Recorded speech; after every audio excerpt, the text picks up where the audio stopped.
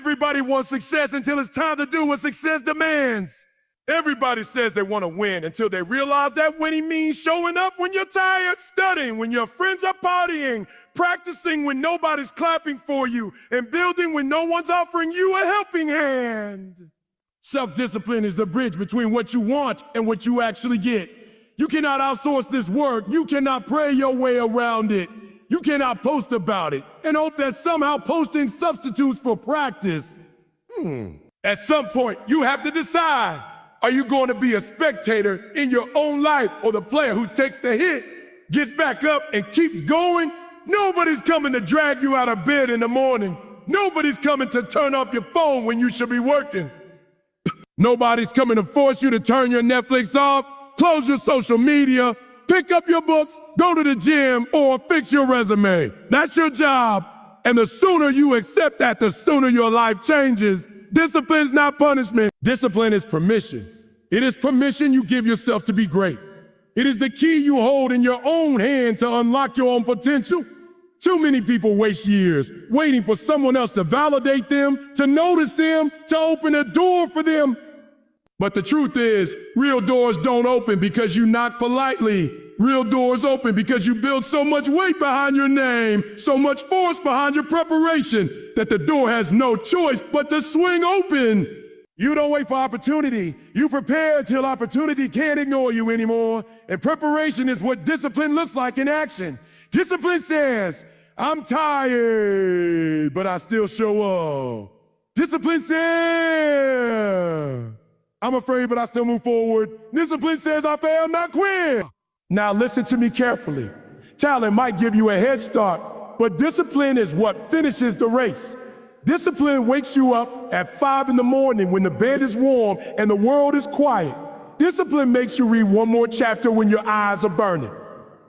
Discipline makes you practice the speech one more time when you're ready to quit.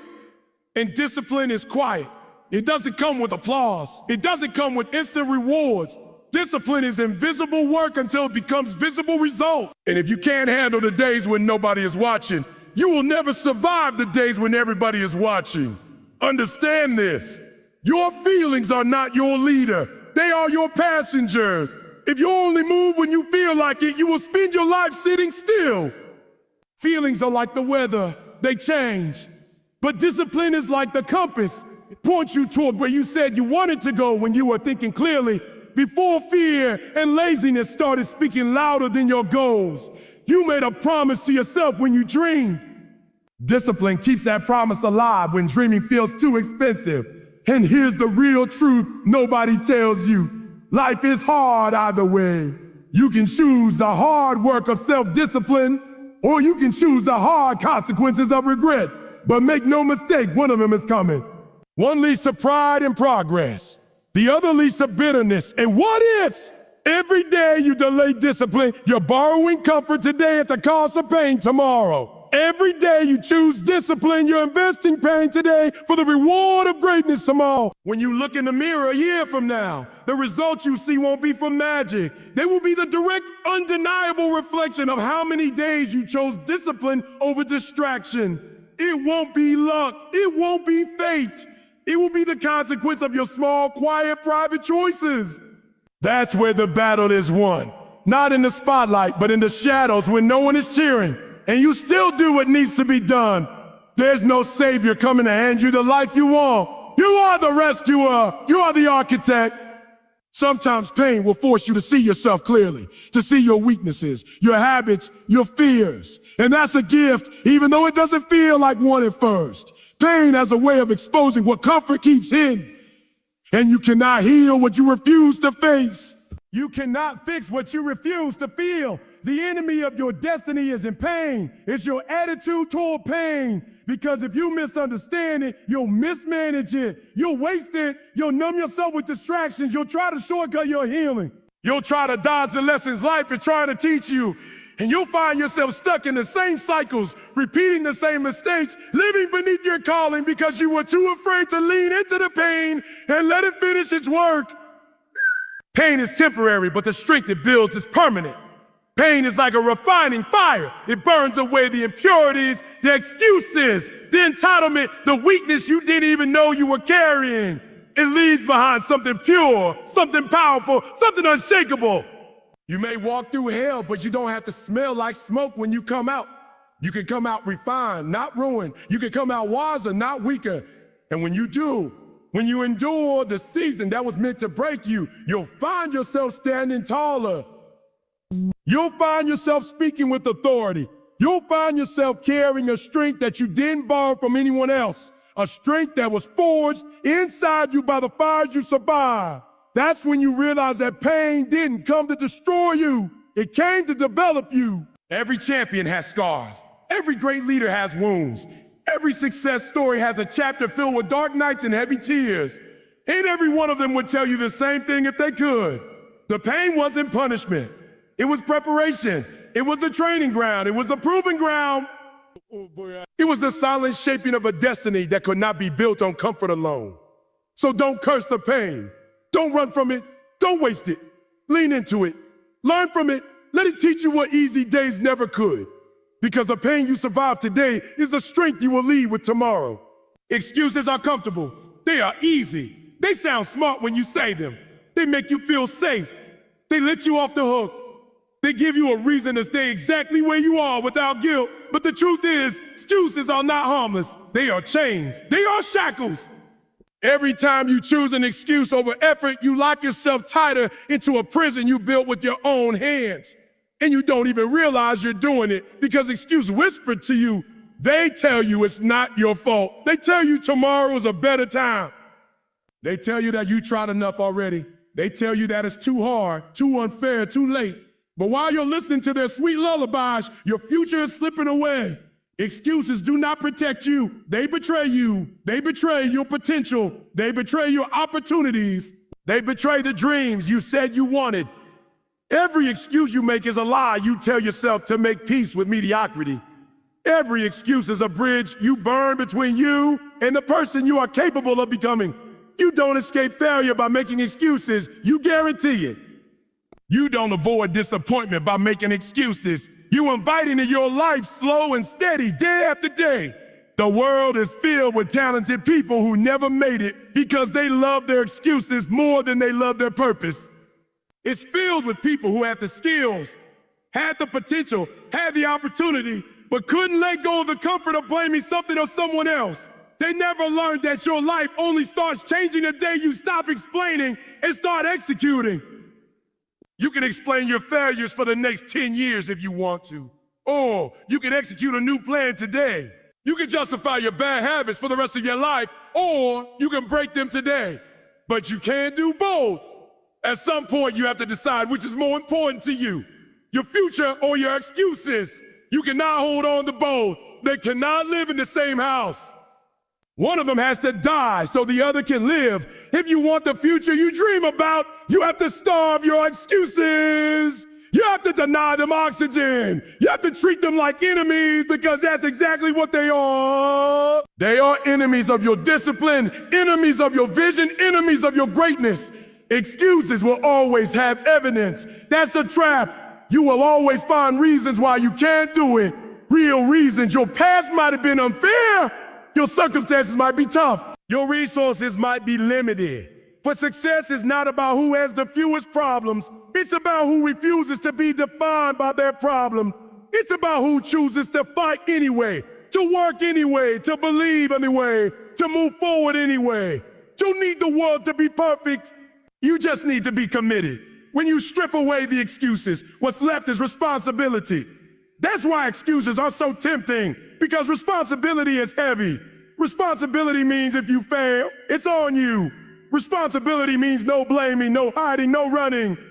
Responsibility means standing up, looking yourself in the mirror, and admitting that if you want more, you have to become more. That's hard. But that's where freedom lives.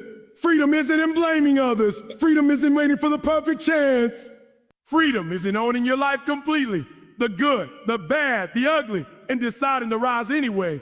You have everything you need right now to take the next step. It doesn't have to be a perfect step. It doesn't have to be a massive step, but it has to be a real step. It has to be movement in the direction of your goals.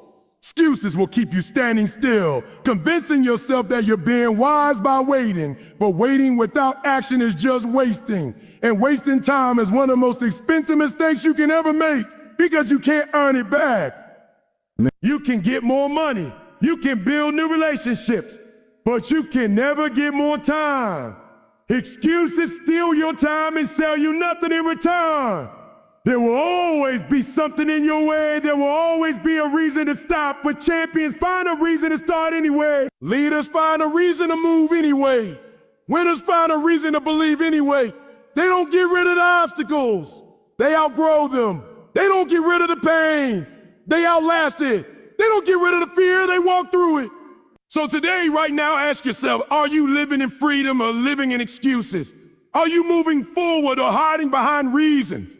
Are you building your dream or building your prison? The answer will show up not in what you say, but in what you do. Excuses are chains, but action is the key.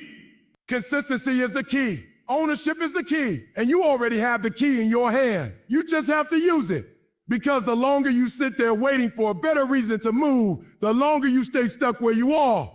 And the longer you stay stuck, the more you forget that you were never meant to live trapped. You were meant to live free. Faith is powerful, but faith alone is not enough. Faith without action is just a fantasy. It's a dream with no foundation. It's a vision with no hands building it. You can believe all day long. You can shout it from the rooftops. You can write it in your journal and tattoo it on your skin. But if you don't move, nothing moves. Faith is supposed to fuel you into action, not rock you into sleep. Faith is not the finish line, it's the starting block. It's the ignition, not the engine. You still have to drive the car. You still have to take the steps. You still have to do the work. Believing that something is possible is important. But believing without building is like planting seeds and never watering them. Believing without building is like studying maps and never taking the journey. Believing without building is like staring at a gym and hoping to get stronger without ever lifting a weight. Faith must be followed by works. Otherwise, it's dead. Otherwise, it becomes a lie you tell yourself to feel good about doing nothing. Action is proof of faith. Action is the evidence that you really believe what you say you believe. If you believe you can succeed, you show up and grind for it. If you believe you can heal, you get help, and you do the hard work of healing. If you believe you have a call and you don't just wait for it to find you, you chase it, you build it, you shape it every single day. Faith is not passive. Faith is a verb. Faith moves. Faith builds, faith sweats. Faith pushes through fear. Faith endures the silence between planting and harvest. There are a lot of people who say they have faith, but they never move. They never risk. They never stretch. They never sacrifice. Because deep down, their faith is only in words, not in action. Real faith wakes you up early. Real faith keeps you up late. Real faith gets you knocked down 7 times and still standing up 8. Real faith isn't pretty. It's not polished. It's messy. It's loud. It's painful. It's sweaty. It's tears in the night and courage in the morning. Real faith costs you something. You don't pray for a better future and then sit still waiting for it to knock on your door. You don't write goals and then hope they build themselves. You have to move your feet. You have to put your hand to the plow and not look back. You have to meet your faith with a grind that scares your fears and shames your doubts. Every giant you will ever face requires both faith and a fight. Every mountain you will ever climb requires both belief and boldness. There are no shortcuts. You can't just visualize your way to victory. Visualization is powerful. Yes, heart is only the beginning. Once you see it in your mind, you have to work it with your hands. You have to fight for what you saw. You have to bleed for what you dreamed about. Dreams don't just manifest because you believe in them. They manifest because you become the person willing to work for them when nobody's clapping for you, when nobody's validating you, when nobody sees the battle you're fighting behind closed doors. You cannot outdream a lack of discipline. You cannot outwish a refusal to work. You cannot outfaith laziness. Faith demands a partner. It demands movement. You don't need all the answers before you start. You don't need to know how it's all going to turn out. Faith means you move even when you can't see the whole staircase. Faith means you trust that every step you take will either take you forward or teach you something you needed to learn. Faith says, even though I'm afraid, I'm still moving. Faith says, even though it's hard, I'm still building. Faith says, even though it's lonely, I'm still climbing. Faith says, even though I don't have all the resources, I'm still reaching. That's real faith. That's faith with feet. That's faith with fists ready to fight for the life you were born to live. Stop waiting for the perfect moment. It doesn't exist. Stop waiting for someone to give you permission. You already have it. Stop waiting for more confirmation, more signs from heaven. You already got the biggest confirmation you could ever need. You're alive.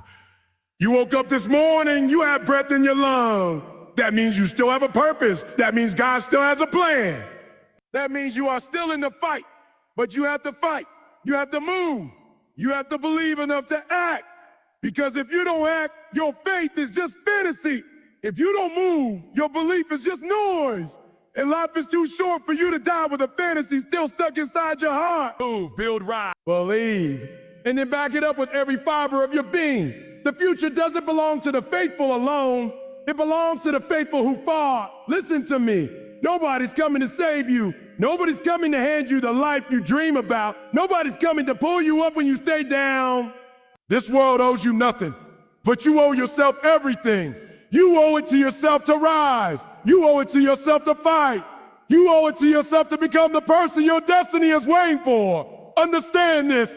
It starts with you. It ends with you. You are the hero you have been praying for. You are the rescue you have been waiting for. And the clock is ticking. Every moment you waste waiting for someone else to fix it, waiting for someone else to notice, waiting for the world to feel sorry for you. That's a moment you could have spent building, pushing, grinding, changing.